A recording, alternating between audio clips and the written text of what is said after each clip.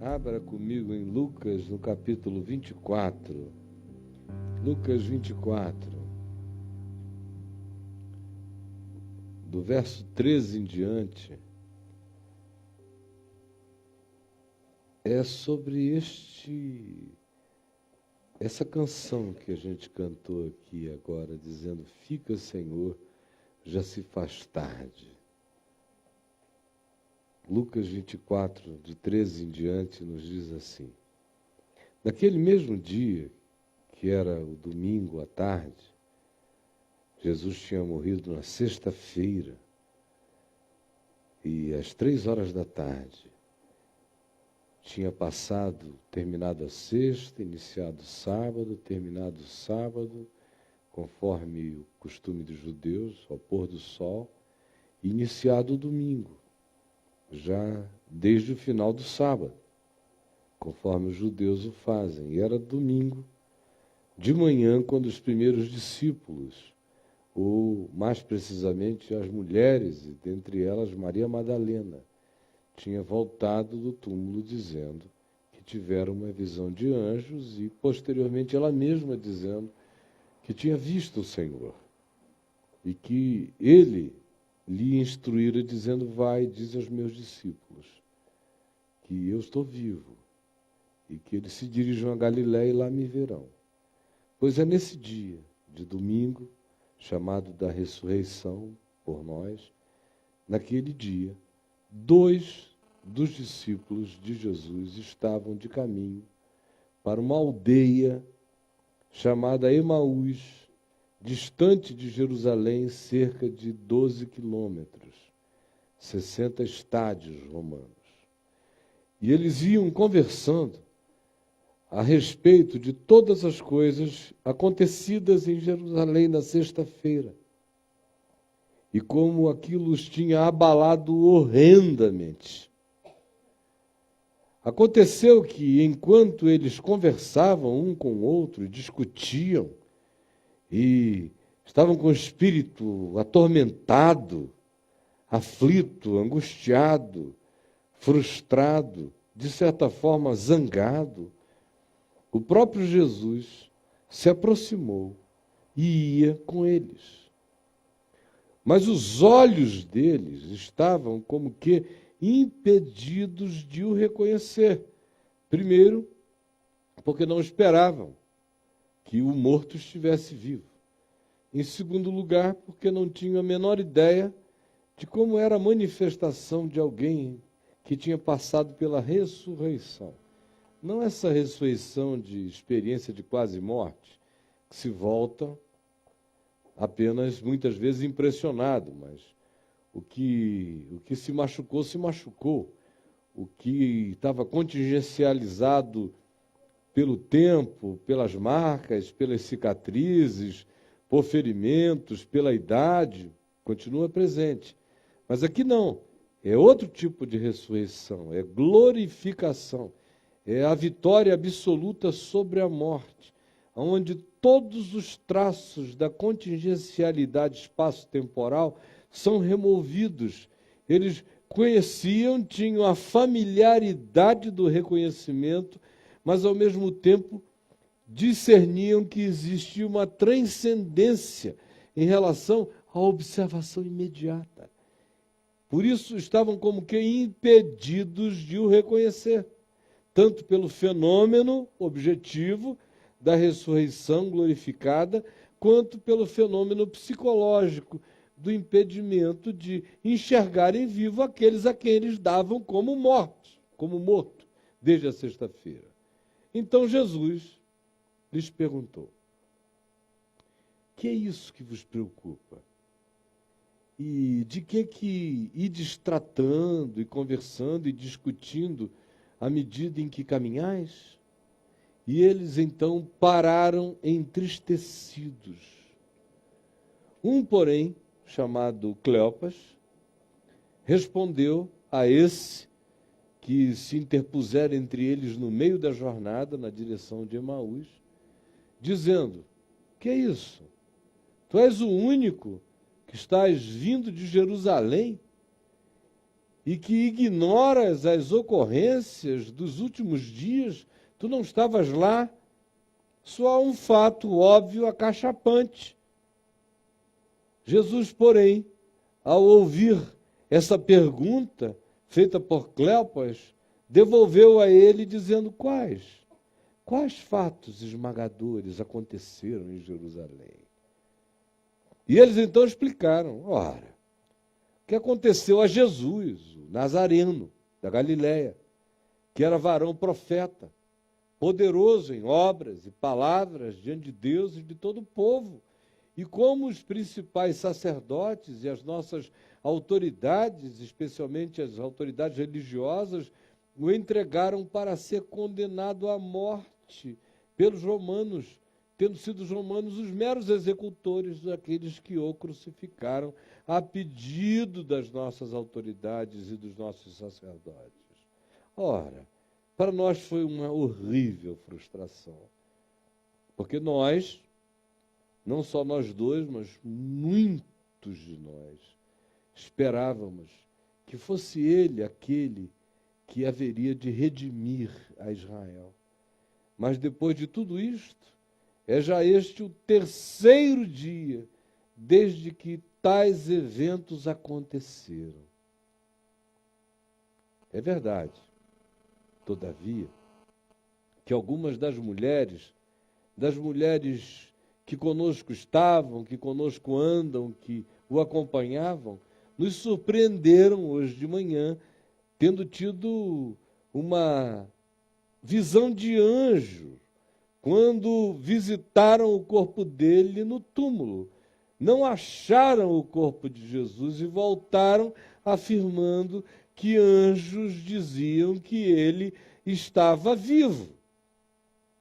De fato, alguns de nós, um chamado Pedro, outro João, correram imediatamente e verificaram a exatidão do que disseram as mulheres, o pano que estivera sobre ele, o invólucro, com aloés, gomas e especiarias, oco, porque ele deixara aquilo para trás como um casulo atravessado. E eles voltaram impressionados, mas a ele mesmo não o viram.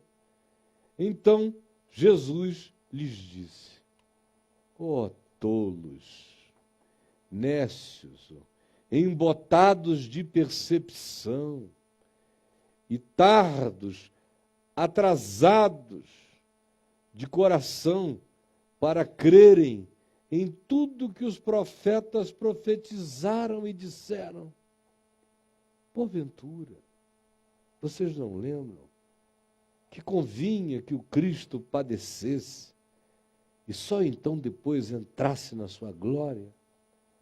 E começando por Moisés, no Velho Testamento, discorrendo por todos os profetas, o próprio Jesus expunha-lhes o que a seu respeito constava em todas as Escrituras do Velho Testamento. E quando se aproximaram da aldeia para onde iam, chamada Emaús, Jesus fez menção de passar adiante na direção do mar Mediterrâneo. Mas eles o constrangeram, dizendo: fica conosco, o sol já se põe, é tarde, o dia já declina, entra com a gente. E Jesus então entrou para ficar com eles aquela noite. E aconteceu que quando estavam à mesa, tomando Jesus o pão, o abençoou, como sempre o fizera, e tendo partido o pão, lhes deu. Então se lhes abriram os olhos e o reconheceram, mas ele imediatamente desapareceu da presença deles. Então eles olharam um para o outro e disseram: porventura não nos ardia o coração quando ele pelo caminho nos falava, quando nos expunha as Escrituras? E na mesma hora, levantando-se os dois, voltaram para Jerusalém, aonde acharam reunidos os 11 e outros discípulos com eles, os quais diziam: o Senhor ressuscitou e já apareceu também a Pedro. Então os dois contaram o que lhes acontecera no caminho e como Jesus fora por eles reconhecido quando partiu o pão. Essa é uma história da ressurreição carregada de muita poesia, de muita beleza. Esses dois homens andando na direção do pôr do sol. Emaús significa o lugar onde o sol se põe. E eles estavam andando na direção do sol que enterra lá no Mediterrâneo. Foi nesse trajeto entre Jerusalém e o caminho do mar que Jesus apareceu a eles, e eu já descrevi as circunstâncias. E o que eu quero conversar com você hoje é sobre essa pergunta de Jesus. Sobre o que é que vocês vêm falando, discutindo e tratando à medida em que caminham? Porque eu vejo que vocês estão angustiados. Sobre o que vocês vêm tratando à medida em que vocês vêm caminhando? O que? Qual é o assunto? Qual é a questão? O que ocupa a mente, o coração? O que faz vocês andarem tão aflitos e tomados por esse espírito de uma zanga frustrada? Um sentimento de que as coisas não deram certo. O que não deu certo para você? Fale. E eles pararam entristecidos, zangados mesmo, como se fosse obrigação de qualquer pessoa que tivesse estado em Jerusalém poder saber exatamente o que tinha acontecido um dia antes, na sexta-feira, um dia e pouco antes. E disseram: és tu o único? Onde é que tu estavas? Que alienado és tu, que não sabes o que aconteceu lá. As ocorrências dos últimos dias. E Jesus carrega-se dessa doce ironia e lhes pergunta: quais? Quais? Quais foram as ocorrências desses últimos dias? Quais são essas últimas notícias de Jerusalém que eu não estou sabendo? Conta para mim. Conta para mim. Aí eles tinham notícia de sexta-feira, mas não sabiam nada do domingo de madrugada. Coisa nenhuma. Era uma história de frustração, de morte, de cruz, de injustiça, de iniquidade, de autoridades corruptas, corruptoras, de povo volúvel que não sabe escolher, que escolhe a Barrabás e não aquele que os poderia salvar de si mesmos, zangados com as manipulações políticas que aconteceram nos vários níveis e instâncias de poder, como os próprios romanos, sem nenhuma convicção de que deveriam fazer aquilo, cederam apenas para não criarem um clima de insatisfação nas autoridades, que já tinham contratado pessoas que estavam sendo pagas para expressarem uma vontade, uma deliberação contratada, gritada contra Jesus, como aquilo tudo, que não tinha nada a ver com a maioria, de repente virou outra coisa.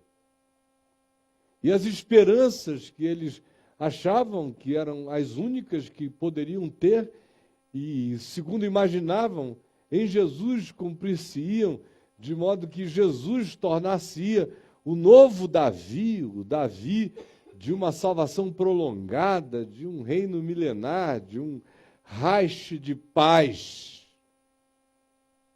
de um milênio. Era até onde eles poderiam ir e alcançar. no sonho messiânico deles que tinha dado em nada.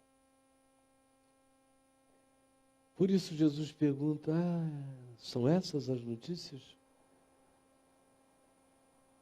Do que ides tratando e discutindo à medida em que caminhais? Eu estava fora do país e todos os dias olhava as notícias aqui de dentro e às vezes dava umas angústias, umas agonias, porque eu fui menino e eu ouvia os velhos me falarem do que o Brasil podia ser, mas nunca se tornava. Depois eu fui vendo os velhos morrerem e fui vendo os meus pais dizendo ainda não aconteceu, mas quem sabe acontecerá, tem potencial para isso. Depois eu mesmo me tornei um homem adulto enfronhado em milhares de coisas no país e lutando por todas as causas que me pareciam ser injustas em favor dessa possibilidade de que esse lugar fosse um lugar bom para todos.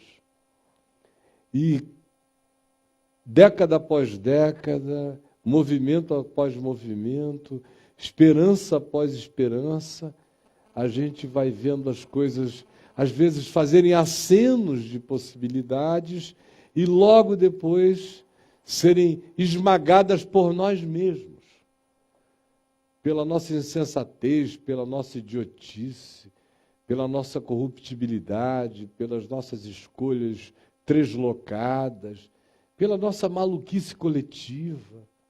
É tudo muito estranho e a gente volta dezenas de casas atrás, e o que parecia se tornar agora um vislumbre de possibilidades novas, de repente retroage.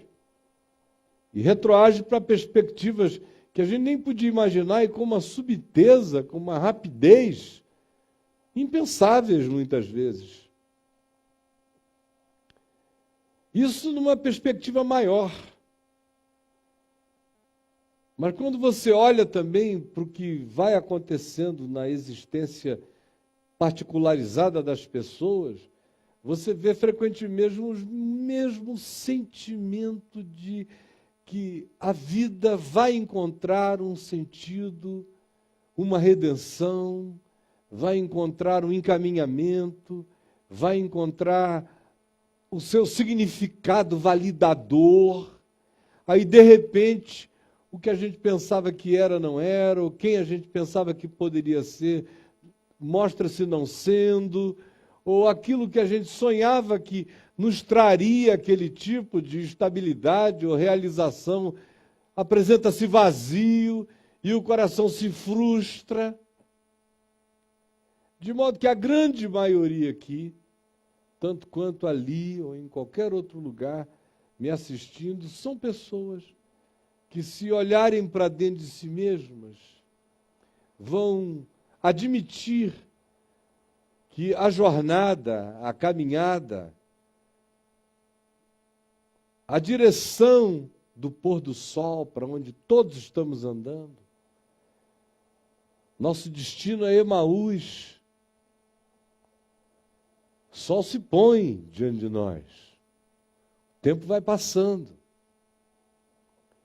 Um dia ele nasceu. Para alguns ele está assim, ao meio-dia. Para outros ele começa a se pôr. E o caminho de todo mundo é na direção de Emaús. Chega um dia em que o sol se põe mesmo. Fica tarde, o dia declina e a esperança morre. E o que é divinamente lindo nessa poesia do domingo de ressurreição é Jesus chegar e fazer essa pergunta. É ter essa vontade de se embolar com a nossa frustração.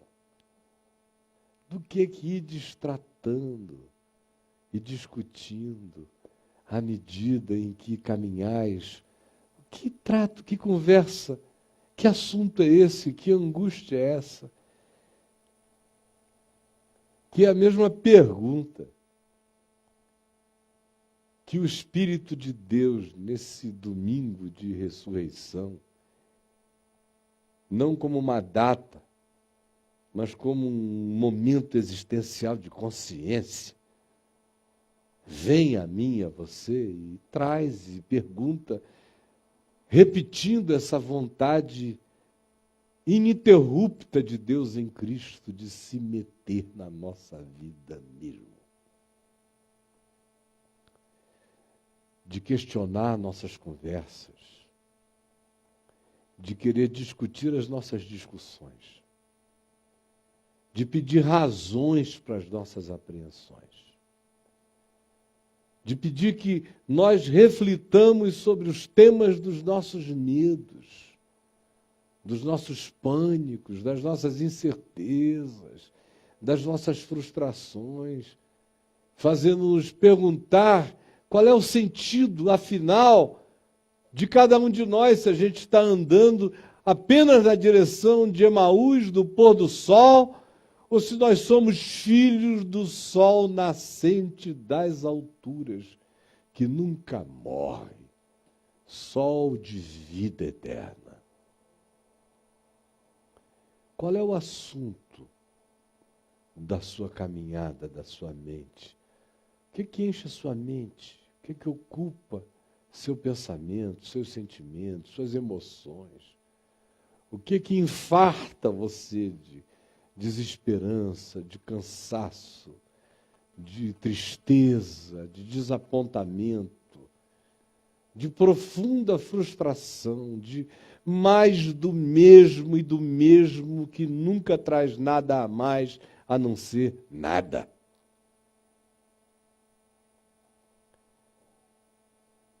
E tem gente que, quando confrontada com isto, se incomoda, para zangado, não aceita esse questionamento divino. Parece que há uma provocação irônica, sarcástica. A vontade é de dizer, escuta, tu és o único que não sabes o que está acontecendo. Vocês viram quantos pedidos de oração aqui, de gente que pede por trabalho, tanto quanto a viúva que tem que criar um filho de 10 anos. Ou a esposa aflita orando pelo marido que recebeu implante de milhões de células-troncos para ver se não morre prematura e anacronicamente. E tantas outras coisas. E sentimentos e relacionamentos que deram em nada.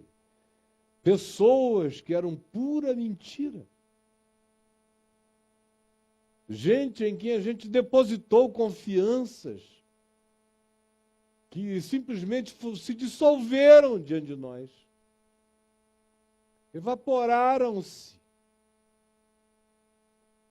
Há uma existencialidade de uma sexta-feira de tristeza plantada frequentemente na alma da gente.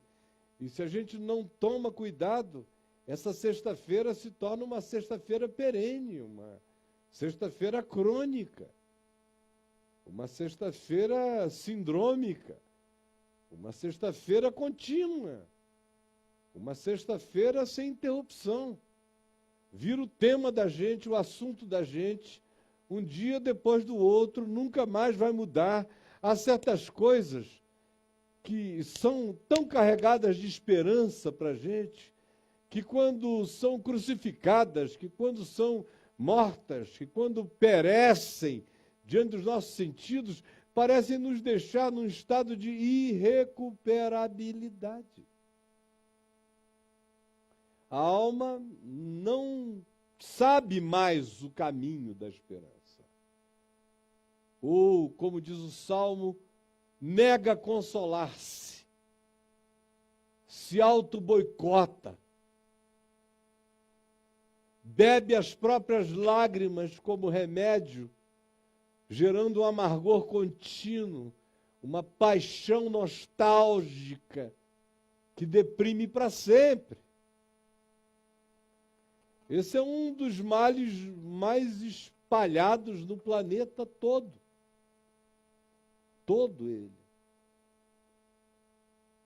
E o pânico que vem dessa desesperança. O sentimento de desamparo. Ora, nós pensávamos que ele fosse aquele que nos havia de redimir, mas não. A gente pensou que era dessa vez, mas não. Tem um monte de gente aqui hoje que pensou que era dessa vez.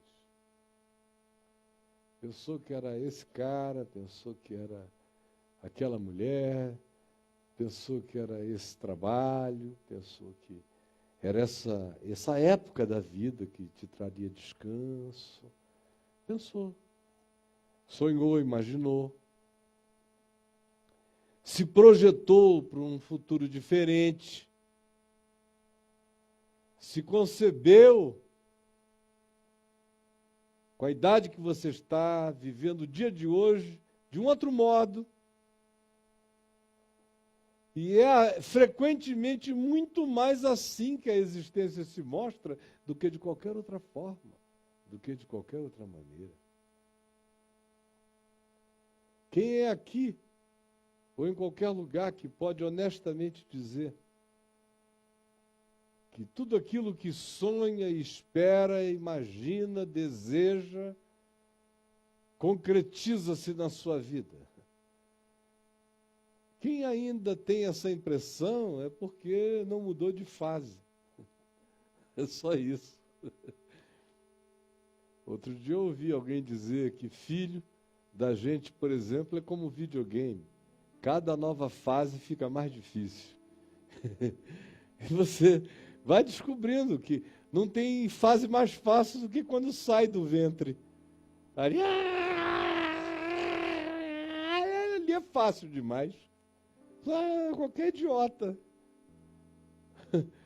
Qualquer idiota. Se entregar na mão de uma chimpanzé mãe, ela não vai deixar morrer. O filho do humano. Agora, quando a fase vai mudando, o game vai mudando, quanto mais o game muda, mais difícil é a nova fase.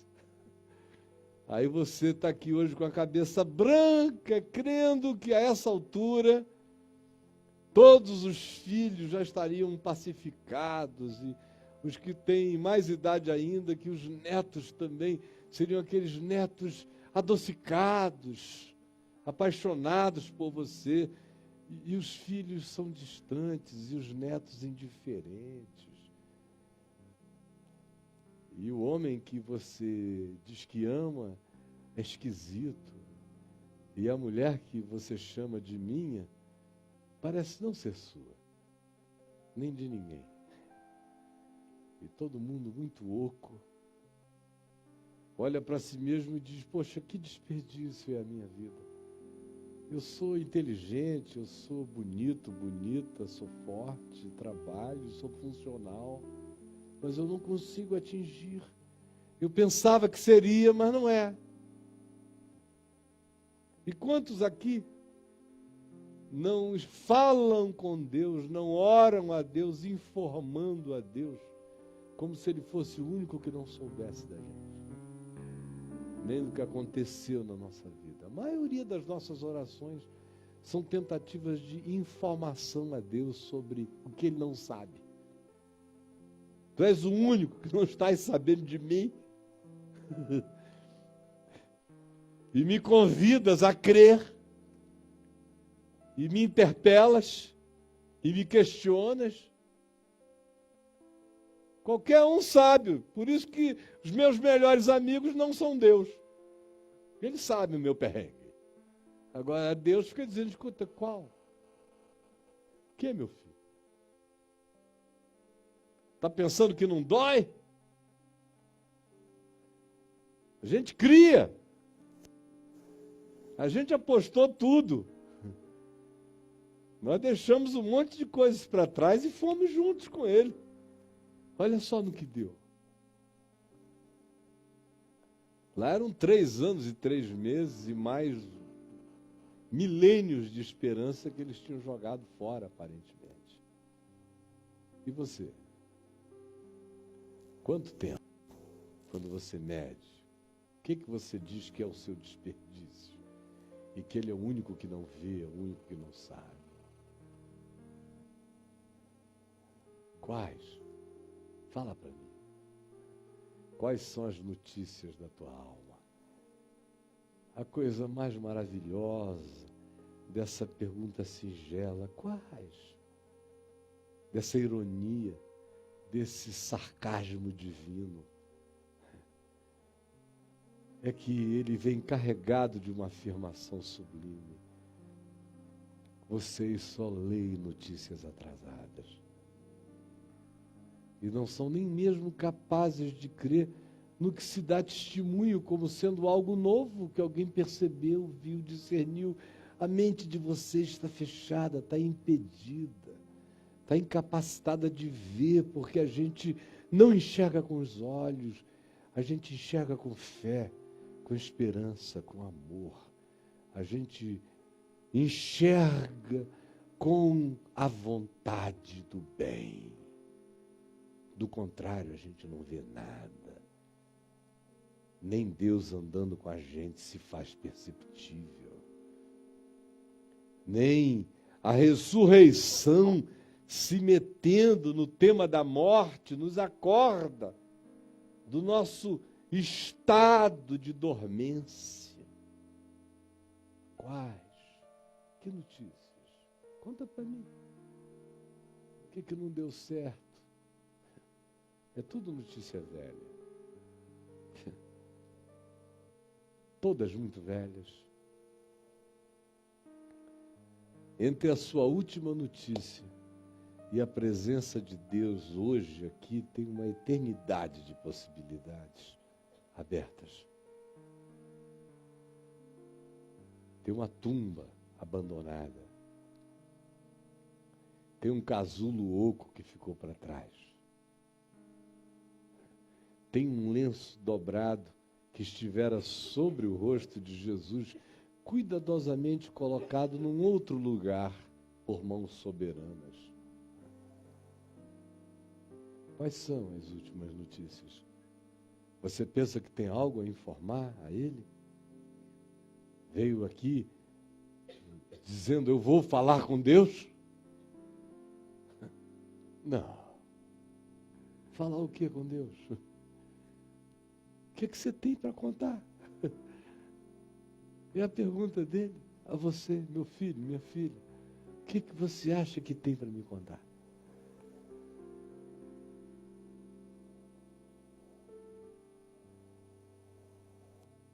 Você só tem notícia velha. E eu vim aqui hoje, a minha mulher me perguntou, o que você vai pregar? Aí eu falei, eu vou dizer para eles que Jesus vai muito bem, obrigado. Graças a Deus, muito bem, obrigado. É o que ele me manda dizer para o povo hoje. Olha, vou muito bem, obrigado, viu? Preocupação, pela aflição, pela ajuda que vocês estão tentando me dar, por essa angústia aflitiva, achando que tudo acabou, essa igreja podre, esses pastores venais, esse bando de enganadores safados, pré-medievais, obscurantistas, perversos, um mundo maluco, degolador de pescoços humanos, cada vez mais dividido, um planeta sem lideranças. São filhos da Putin na Rússia, até os nossos capazes de se meterem assim, de maneira gelecosa, lulesca, em qualquer buraco e nada pega, é uma gosma que não apresenta nenhuma densidade, parece que a terra está podre, está tudo podre, as religiões não prestam, os sistemas adoecidos, família morrendo, família em estado terminal, se extinguindo. maioria das crianças entre nós são crianças que, estatisticamente falando, vão ser geradas por um pai e uma mãe, vão ser criados por outros. E vão ser visitados pelos progenitores aqui, ali. Não sem um monte de ódio, conflito, briga, zanga, pais que se odeiam, padrastos que sentem ciúme do filho da mulher, do filho que ele não gerou, madrastas enciumadas, o mundo todo aflito, tudo partido, tudo fragmentado. Você anda pela Terra, a coisa mais engraçada do planeta, né? Você vê, por exemplo, Adriano e eu, agora para a gente não falar de muitos lugares, fomos 2 noites a um lugar no centro de Amsterdã. Aí, aquele bando de jovens ali, todo mundo, gente bonita, num lugar agradável, com músicas, com a seleção musical agradabilíssima, tão boa, tão para cima, tão legal. E a gente olhando ali, aquela moçada toda, né? Centenas, ninguém conversando com ninguém. Só aquele clarão aqui na cara. Às vezes, no máximo, quando eles interagiam, assim, batia no outro e mostrava. Aí um cara assim na nossa frente, no último dia, um sujeito meio malhado, de uns 50 anos, sentado ali, parecia um marinheiro, Popeye, holandês, assim, tá sentadão lá. Ele chegou e nós chegamos, acho que umas 6h30, 6 horas lá. Ele sentou, e nós quisemos ficar até tarde, comer e ficar, música boa, só nós dois, vamos ficar aqui. E olhando aquela moçada, e ele sentou ali, quando a gente chegou ele já estava, ele ficou. Nós saímos acho que 10 horas, ele tinha acabado de se levantar depois de mais ou menos umas 4 horas, sem tirar a cara daquilo ali. Digo, um cara sai de casa, vem para cá. O único movimento dele, às vezes, era dizer assim, outro. Aí o cara arriava uma Heineken, daquelas grandes, na presença dele. Aí ele... Mas nada, nenhuma conversa, nenhum sorriso para ninguém ao lado, nada. Tudo completamente distante. Aí, parece que essas são as únicas notícias. São os únicos cenários. Eu encontro toda hora pessoas dizendo, nesse cenário, tudo que eu de fato não quero é estar nada nesse mundo. Para quê? E se você for completamente racional na sua funcionalidade, na sua aritmética, talvez você chegue, logicamente, a uma conclusão desse tipo. Para quê?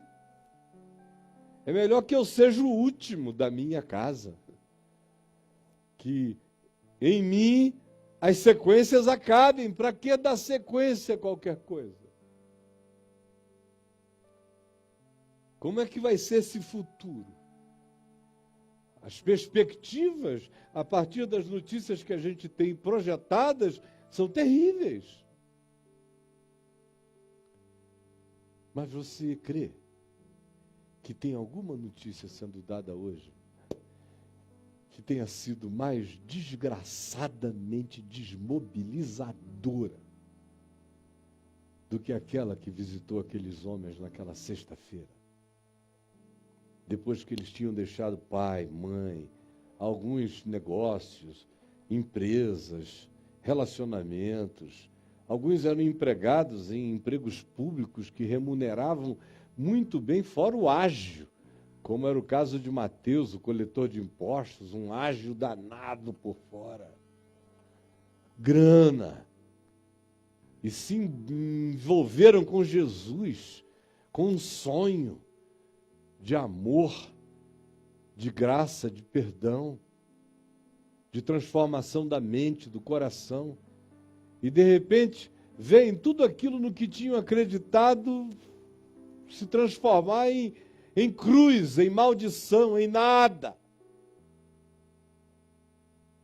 Vocês não queiram saber quantas vezes o coração mergulha em tristezas quando você imagina que passou 2/3 da sua existência, daqui a mais um tempo, se eu viver mais 20 anos, eu terei passado praticamente a minha vida toda pregando o Evangelho e esperando que uma geração acorde, que um grupo de discípulos se torne equilibrado, que larguem o fanatismo por equilíbrio ou a indiferença para uma paixão carregada de devoção sóbria por Deus. E vem ano, sai ano, e você acorda de madrugada, e você sai, e pega avião às 4, e volta de madrugada, e prega o dia inteiro, os pés incham, as veias dilatam, você cansa, vive rouco, o peito dói de não parar de falar, a mente arde de cansada de pensar, e você não tem tempo para você, não tem feriado, não tem nada, é um dia depois do outro, e é gente, e você enxugando gelo, década após década, esperando que melhore, e parece que a cada nova geração as pessoas pioram, sabem menos, ou estão mais indiferentes, ou estão mais fanáticas, ou mais glacializadas, e o amor vai se esfriando de quase todos. E parece que a última notícia é essa. E a vontade que dá é dizer, chega. Aí vem o Senhor e diz, qual mesmo é a última notícia? A tua última notícia é essa? Olha, há certas coisas que a gente só vai discernir hoje no partir do pão. Como aconteceu com eles naquele dia. Porque Jesus, quando ouviu qual era a história deles, que era a notícia de sexta-feira da paixão, era Charlie Hebdo, eles estavam ainda naquela, eu sou Charlie. A tristeza. Jesus começou a expor a eles tudo o que a seu respeito constava em todas as Escrituras. Como ele era o sonho de todos os profetas. E termina dizendo, será que vocês não tinham entendido que o padecimento, a dor faz parte e precede a glória? Convém que o Cristo padeça e entre na sua glória, convém que o discípulo padeça e entre na sua glória, convém que cada um de nós conheça o significado da realidade e não se deixe esmagar por ela, mas seja salvo pelo poder da glória, dessa invasão de ressurreição e de vida. O coração deles ardia, é o que diz aqui. Porventura não nos ardia o coração quando ele pelo caminho nos falava, quando nos expunha as Escrituras? Assim como eu sei que tem muito coraçãozinho hoje aqui que está ardido.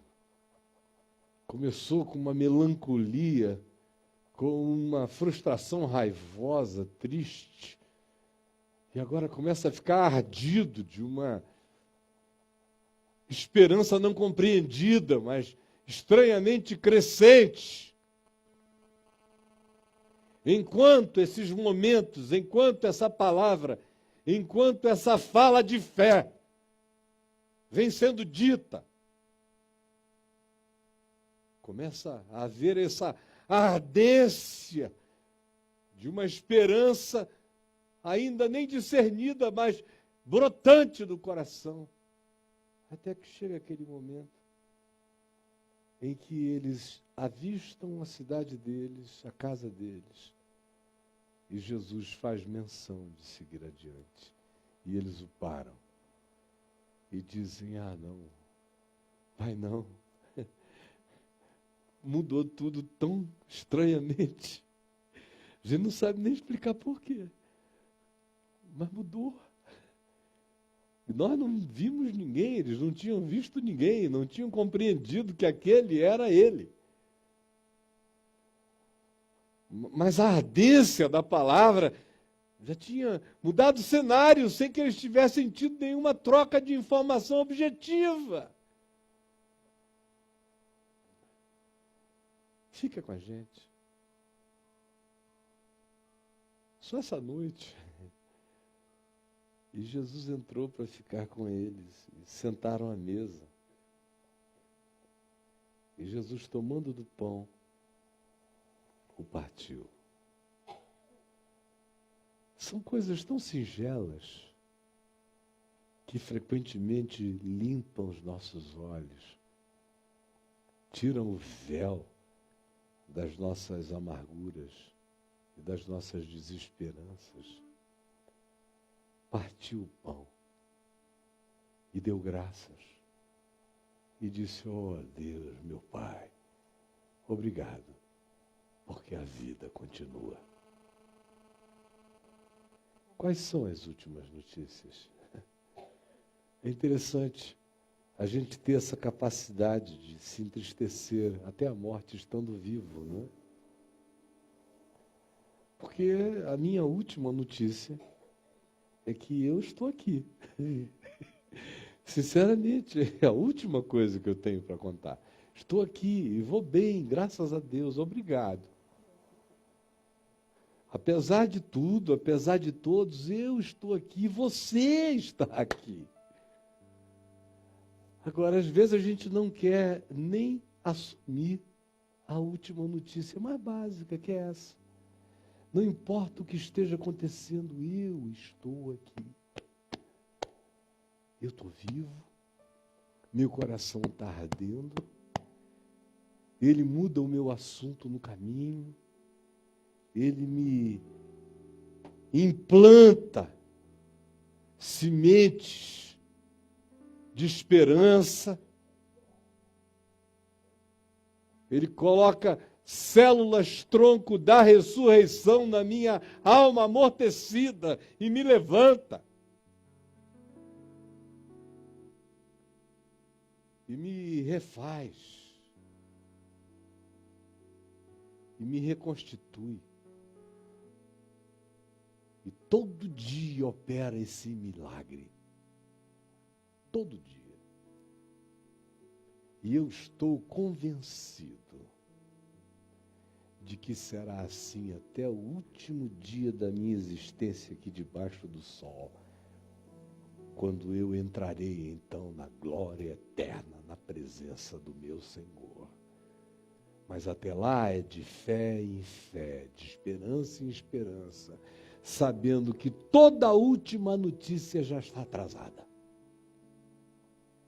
Porque depois da ressurreição não existe mais nenhuma notícia a ser atualizada na velocidade da vida. Toda notícia humana já é jornal velho. A única notícia perene é essa. Ele não está aqui. Não está contingencializado por aquilo que te deprime. Ressuscitou, como havia dito. Essa será sempre a última notícia da minha vida. Não importa quantas eu tenha que ouvir e enfrentar, esta é a última de todas. Porque por ela eu vivo todo dia. Essa notícia eterna envelhece tudo mais. Tudo mais já está vencido. Tudo mais virou passado. O mundo acabou depois dessa última notícia. Ele ressuscitou. Volte para casa hoje, ou você que me assiste em lugares tão remotos, longínquos, gelados, solitários, em qualquer lugar da terra. Em nome de Jesus, fique cheio dessa certeza em fé. Gente, É só com base nisso que a gente vence. Só. O que vocês pensam que pode haver a mais como vitória que vence o mundo, senão a nossa fé no fato de que esta última notícia é final? Não importa o que aconteça amanhã, já vai acontecer vencido. Nem depois de amanhã, nem em qualquer outro dia da minha e da sua vida, já será a notícia vencida. Esta é a notícia final. A ressurreição venceu. A ressurreição venceu. A ressurreição venceu. Essa é a última notícia. A ressurreição venceu. Repita comigo. A ressurreição venceu. Mais uma vez.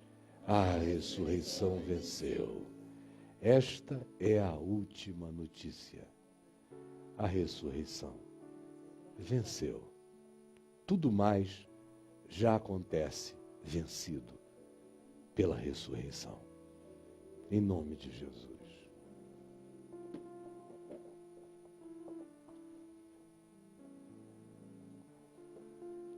Pegue o pão.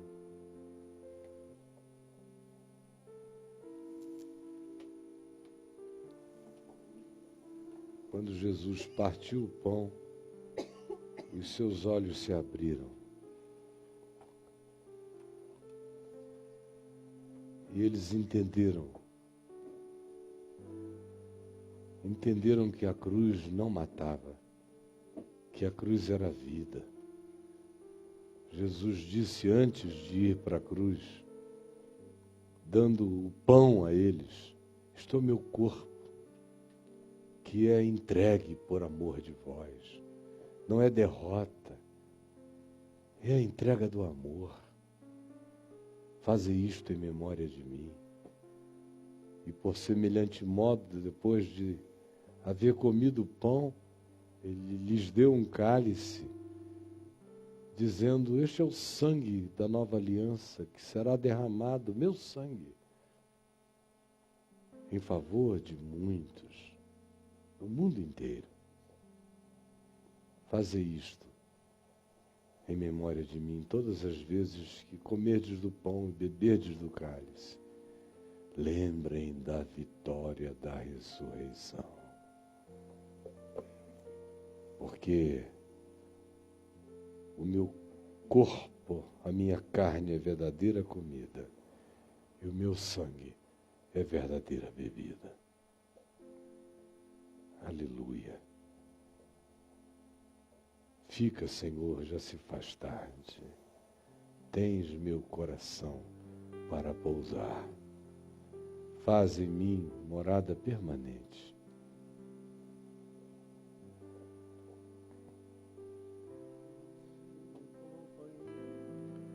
No caminho, sua presença sinto logo cantar. E já dissipaste toda sombra, já tenho luz, a luz bendita do amor.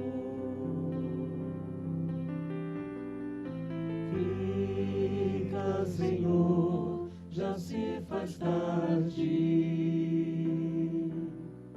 Tens meu coração para pousar. Faz em mim morada permanente. Fica, Senhor, meu Salvador.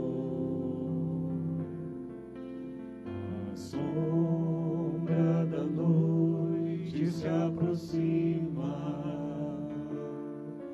e nela o tentador vai chegar. Não me deixe só no caminho. Ajuda-me até chegar. Fica, Senhor, já se faz tarde. Eis meu coração para pousar. Faz em mim morada permanente. Fica, Senhor, meu Salvador. Fica, Senhor, já se faz tarde. Tens meu coração para pousar. Faz em mim morada permanente. Fica, Senhor, meu Salvador. Fica, Senhor, meu Salvador.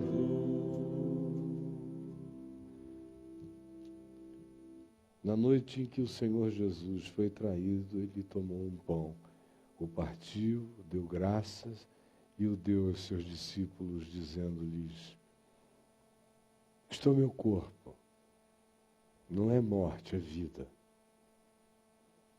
Todas as vezes que comerdes este pão, comam sabendo da vitória, da ressurreição. Comamos dele todos.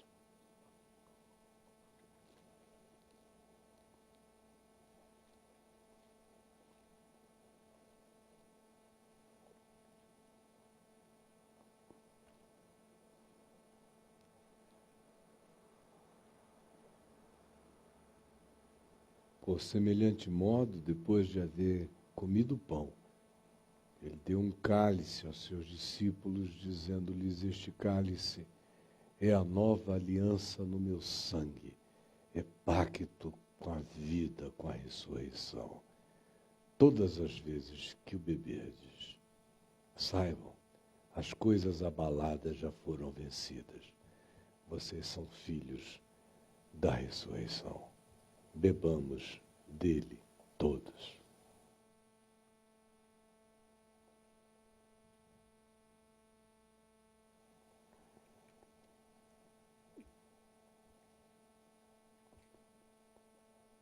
Paizinho amado, muito obrigado pela quietude dessa noite de chuva, por esse silêncio, pela paz que foi tomando conta do coração deprimido, angustiado, desamparado, e agora já tomado pela certeza ardente da tua presença no ser. Obrigado por esse milagre da vida eterna, que a palavra da vida opera em nós, sobre os que estão perto e sobre os que estão longe, porque tu estás perto de todo aquele que te invoca. E agora enche-nos desse poder da vida que nos faz voltar na mesma hora com outra história, com outra notícia, com outra mente, com outra conversa, com outro olhar, com outra atitude, com outra expectativa, com outra decisão de ser, desintimidados, intrépidos, invadidos pela vida eterna, pela glória. Opera isso em mim, nos meus irmãos, em todos nós. É o Espírito da vida que pode nos salvar. Não há nenhuma outra notícia, nenhuma outra novidade. Não há nenhuma boa nova a ser trazida. Não há nada além do Evangelho para nos colocar em pé nesta terra, debaixo desse sol. O que mais nos colocará em pé? Com que engano nos enganaremos? Com que falácias nos tapearemos? Com que miragens disfarçaremos a nossa miséria? a menos que sejamos salvos pela certeza da ressurreição e aprendamos a viver todos os dias a glória feliz dessa vitória sobre a morte, que nos dá prazer na vida. Não importa que dia seja o dia de hoje ou de amanhã, ou de qualquer experiência que nos aguarde na existência. Nós já vencemos em Ti e estamos assentados nos lugares celestiais em Cristo Jesus. Esta é a última notícia. Em nome de Jesus, que nos ensinou a orar, dizendo: Pai nosso que estás nos céus, santificado seja o Teu nome. Venha o Teu reino, seja feita a Tua vontade, assim na terra como nos céus. O pão nosso de cada dia nos dá hoje. Perdoa as nossas dívidas, assim como nós perdoamos os nossos devedores. E não nos deixes cair em tentação, mas livra-nos do mal, pois Teu é o reino, o poder e a glória para sempre. Amém e amém.